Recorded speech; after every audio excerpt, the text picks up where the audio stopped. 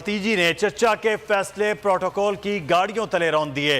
सरगोदा में मरियम नवाज शाहाना सरकारी प्रोटोकॉल में घूमती रहीं। पुलिस और दीगर सरकारी महकमों की 18 गाड़ियां मरियम नवाज के प्रोटोकॉल में शामिल हैं। वजीर आजम शहबाज शरीफ ने गुज़श्ता रोज़ ही वज़रा के प्रोटोकॉल पर पाबंदी का ऐलान किया था। मरियम नवाज के पास कोई सरकारी ओहदा नहीं, लेकिन मरियम नवाज 18 गाड़ियों का प्रोटोकॉल लेकर घूम रही हैं। सरगोदा में पहुंचते मरियम नवाज 18 सरकारी गाड़ियों के साथ सरगोदा में घूमती नजर आई। प्रोटोकॉल नहीं होगा और एक जिसके पास सरकारी ओहदा नहीं है उसके पास प्रोटोकॉल में 18 गाड़ियां, क्या कहेंगे सर? देखें, बात यह है कि इन पूरे खानदान ने मुल्क को बना दिया मजाक।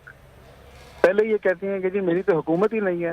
आपको याद होगा कि जब शहबाज शरीफ वज़ीर आज़म बने थे तो ये मिठाइयाँ खिला रहे थे एक दूसरे को कि जी हमने पता नहीं क्या तूफान ले आए हैं। उसके बाद हुकूमत के हालात जो हैं कि कहते हैं जी हमारी हुकूमत नहीं है। प्रोटोकॉल आप देख रहे हैं, प्रोटोकॉल के वक्त ये हुकूमत अपनी बन जाती है, बल्कि अपनी फैक्ट्री बन जाती है।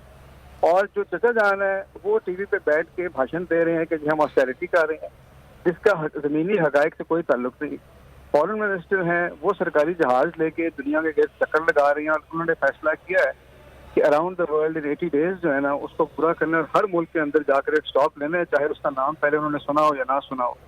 और ये 20-20 गाड़ियों के काफिले जो है स्टेट एक्सपेंस के ऊपर जो लेके चल रहे हैं, इनको अंदाजा नहीं है कि अवाम के अंदर कितना गम गुस्सा है। पेट्रोल, डीजल, बिजली, गैस की कीमतों से लोगों के दिलों पे, उनके घरों पे, उनके हालात पे क्या गुजर रही है।